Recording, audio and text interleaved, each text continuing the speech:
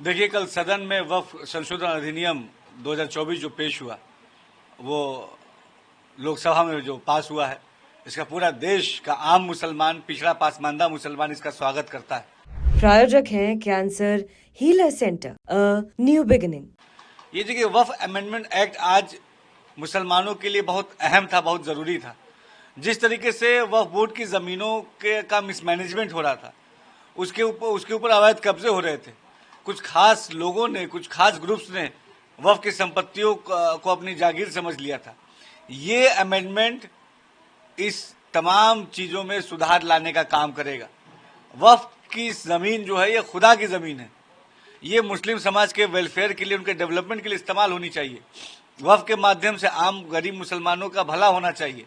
लेकिन तमाम कुछ ऐसे लोग हैं, कुछ ऐसे सिलेक्टेड लोग हैं जिन्होंने वक्फ की जो मूल भावना है उससे इतर काम किया है। आज वक्फ अमेंडमेंट एक्ट जो केंद्र की मोदी सरकार हमारी लाई है, ये वक्त की जरूरत थी, वक्त की डिमांड थी। और मुझे लगता है कि इस अमेंडमेंट के आने के बाद निश्चित तौर पे जो भी खामियां, जो भी कमियां हमारे वक्फ बोर्ड में है, वो कमियां दूर होंगी। प्रॉपर ऑडिटिंग होगी, प्रॉपर उसका मैनेजमेंट होगा, मिस हैंडलिंग से बचेगा, अवैध अतिक्रमण, अवैध कब्जों से हम इसको मुक्त कराएंगे और इस पे विकास के काम होंगे। वक्फ की संपत्तियों पे चैरिटेबल स्कूल, हॉस्पिटल्स खुलेंगे ताकि जो गरीब मुसलमान है, पासमानदा पिछड़ा मुसलमान है, उसको इसका लाभ मिले। वहां पे स्किल डेवलपमेंट सेंटर्स खुलने चाहिए। जो हमारे प्रॉपर जो वक्फ के औकाफ है, उसके प्रॉपर मैनेजमेंट होना चाहिए। मुतवल्ली जो होता है, उसके नियुक्ति में एक पारदर्शिता, ट्रांसपेरेंसी होनी चाहिए। सबसे इंपॉर्टेंट है, जो वहां से रेवेन्यू आ रहा है वो रेवेन्यू कहाँ जा रहा है। हमारे देश में जो वक्फ की प्रॉपर्टी है, अगर उसकी वैल्यू देखी जाए तो लगभग 1.25 करोड़ से अधिक की वैल्यू है। 1.25 करोड़ से, तो उससे लगभग 1200 करोड़ का एनुअल रेवेन्यू आना चाहिए। लेकिन एक्चुअल में आता कितना है? केवल और केवल 150 करोड़ रेवेन्यू आता है। तो बाकी 1100 करोड़ रुपए रेवेन्यू का गबन घोटाला हर साल वक्फ बोर्ड में कुछ खास लोग कर रहे हैं। 1100 करोड़, अगर ये 1100 करोड़ वक्फ बोर्ड के पास आते तो हर साल 300 से अधिक कॉलेज खुलते, 700 से अधिक हॉस्पिटल खुल जाते, स्किल डेवलपमेंट सेंटर खुल जाते।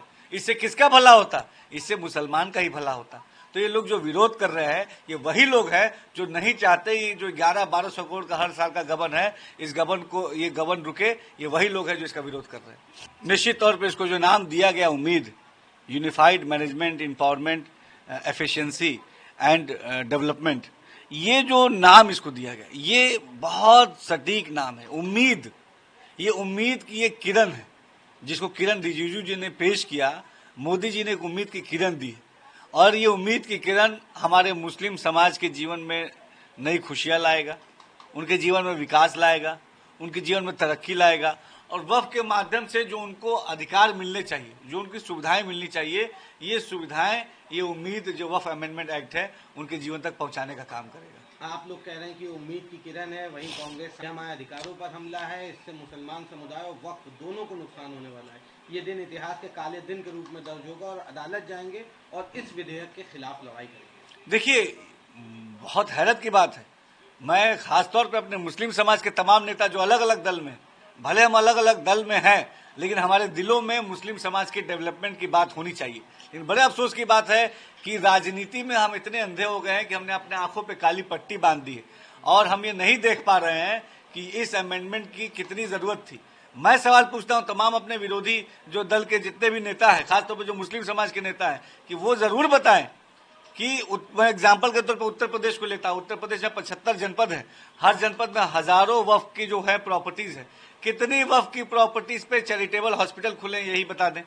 कितनी वक्फ की प्रॉपर्टीज पे जो है चैरिटेबल स्कूल्स खुले, यही बता दें।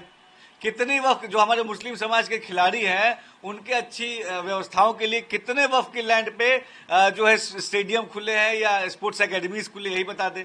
मुस्लिम महिलाएं जो हैं, जो तलाक से पीड़ित है, जो गरीब है, उनके स्किल डेवलपमेंट के लिए कितने सेंटर खुले, यही बता दें। उनके पास इसका कोई जवाब नहीं होगा। केवल खड़े होके जो सरकार अगर मुसलमानों के डेवलपमेंट के लिए काम कर रही है, इसका विरोध करना, ऐसा नहीं चलेगा। ये वही लोग हैं जिन्होंने मदरसा शिक्षा को आधुनिक शिक्षा से जोड़ने का विरोध किया। उनके बच्चे तो अच्छे अच्छे स्कूलों में जाए, विदेश में पढ़ने जाए, लेकिन गरीब मुसलमान का बच्चा जो मदरसे में पढ़ता है वो दीन इस्लाम के साथ साथ मैथ, साइंस, कंप्यूटर पढ़े। ये जो हमारी सरकार ने सोचा, इसका भी इन्होंने विरोध किया। इन्होंने विरोध किया। हमने कहा अल्पसंख्यक बाहुल क्षेत्रों के इंफ्रा डेवलपमेंट का काम होना चाहिए, इन्होंने इसका भी विरोध किया। हमने कहा जो हमारी बहनें हैं, मुस्लिम बहनें हैं जो ट्रिपल तलाक से पीड़ित हैं, इनको इसके दंड से मुक्त कराना है, उन्होंने इसका भी विरोध किया। हमने कहा जो पिछड़े पासमानदा मुसलमान है, 85% जो मुसलमानों की आबादी है वो पासमानदा मुसलमानों की है, हमने कहा पासमानदा समाज के डेवलपमेंट के लिए काम करना है, इन्होंने इसका भी विरोध किया। आज हम कह रहे हैं कि वक्फ के माध्यम से मुसलमानों का डेवलपमेंट सुनिश्चित करना है, ये आज भी विरोध कर रहे हैं। केवल और केवल मुसलमानों के डेवलपमेंट का विरोध करना ये आज विपक्ष का एजेंडा बन गया है। झूठ बोलो, राज करो, ये विपक्ष की नीति बन गई है। जिस तरीके से अंग्रेज थे, आजादी से पहले एक अंग्रेज थे जो फूट डालो और राज करो की नीति अपनाते थे, और आजादी के बाद ये आधुनिक अंग्रेज है, ये कांग्रेस पार्टी और समाजवादी पार्टी, ये आज के आधुनिक अंग्रेज है इस भारत के, जो झूठ बोलो और राज करो की नीति अपना रहे हैं। नहीं, वो पूरी तरीके से गलत बोल रहे हैं, इसमें कोई कानूनी हस्तक्षेप नहीं है। सबसे पहले तो ये समझने की जरूरत है कि वक्फ बोर्ड एक एडमिनिस्ट्रेटिव बॉडी है, एक प्रशासनिक बॉडी है, कोई धार्मिक बॉडी नहीं है। और आज से नहीं, बहुत पहले से वक्फ बोर्ड का गठन सरकार ही करती आई है। सरकार ही, जो भी तत्कालीन, जो भी अलग अलग प्रदेशों की सरकार है, सरकार के गठन होने के बाद वक्फ बोर्ड का फॉर्मेशन सरकार ही करती है। और ये एडमिनिस्ट्रेटिव बॉडी है, कोई धार्मिक बॉडी नहीं है। तो इसके गठन की प्रक्रिया की पूरी जिम्मेदारी सरकार के पास रहती है। सरकार ही इसको गठित करती है, सरकार ही इसको ऑपरेट करती है। अच्छा, सबसे बड़ी बात ये बताइए आप, वक्फ बोर्ड की 1.25 लाख प्रॉपर्टीज हैं उत्तर प्रदेश में। ऐसे ही देश के हर प्रदेशों में, अलग अलग प्रदेशों में वक्फ बोर्ड की बड़ी संख्या में प्रॉपर्टीज हैं। लेकिन वक्फ बोर्ड के जो एम्प्लॉइज हैं उनसे आप पूछिए, उनकी सैलरी साल साल भर नहीं आती है। तो आखिर ये, और हर महीने लाखों रुपए रेवेन्यू आता है वक्फ बोर्ड से, तो इस सैलरी का पैसा कहाँ जा रहा है? अपने ही एम्प्लॉइज को सैलरी वक्फ बोर्ड नहीं देता है। आप वक्फ बोर्ड के ऑफिस जाइए और वहां के एम्प्लॉइज से पूछिए, तो वहां एम्प्लॉइज बताएंगे कि किसी को 6 महीने सैलरी नहीं मिली, किसी को 1 साल से सैलरी नहीं मिली, कभी कभी 4-4 महीने तक सैलरी नहीं आती है। तो आखिर ये मिसमैनेजमेंट जो एम्प्लॉय काम करता है, ये उसका भी अधिकार है वेजेस एक्ट के तहत कि हर महीने के पहली तारीख को उसको सैलरी मिल जाए। वक्फ बोर्ड ये नहीं करता है। जो मुतवल्ली है, वो जो वहां से रेवेन्यू जनरेट होता है वक्फ बोर्ड की लैंड से, उसका 7% जो है रेवेन्यू का जमा करना चाहिए वक्फ बोर्ड में। वो कहाँ जमा होता है, उसका हिसाब मांग लीजिए। जो 500 की पर्ची कटती है और पगड़ी 10-10 लाख रुपए ली जाती है, डिपॉजिट 10-10 लाख रुपए वक्फ की प्रॉपर्टीज का लिया जाता है, वो 10 लाख रुपए किसके पॉकेट में जा रहा है, इसका सवाल पूछना चाहिए। तो हम तो भाई, जो कमियां है, वो 10 लाख रुपए जो किसी खास के पॉकेट में जा रहा है, जो डिपॉजिट का है और जो पगड़ी का है, वो पैसा गरीब मुसलमान का पैसा है, वो मेरा और आपका पैसा नहीं है। वो पैसे का हक एक गरीब मुसलमान का हक जो मार रहा है, ये उस हक की लड़ाई है। ये लड़ाई खास बनाम आम है। कुछ खास लोग जो वक्फ बोर्ड के प्रॉपर्टीज पे काबिज हैं, वो नहीं चाहते कि आम लोगों तक वक्फ की संपत्ति का सदुपयोग पहुंचे। एक आखिरी सवाल होगा, जो मुस्लिम संगठन है और पति तक जाएंगे, हम इसको अदालत तक जाएंगे, आप कैसे देखते हैं, किस हद तक इसको सही मानते हैं जिस तरह से वो? देखिए, कुछ राजनीतिक दल, कुछ नेता और कुछ मुस्लिम संगठन, कुछ मैं जानबूझ के कुछ लगा रहा हूं, ये इसका विरोध कर रहे हैं। मेजॉरिटी पिछड़ा मुसलमान, मुस्लिम महिलाएं, मुस्लिम नौजवान, पासमानदा मुसलमान इस वक्फ अमेंडमेंट एक्ट के साथ मोदी जी के साथ खड़ा है।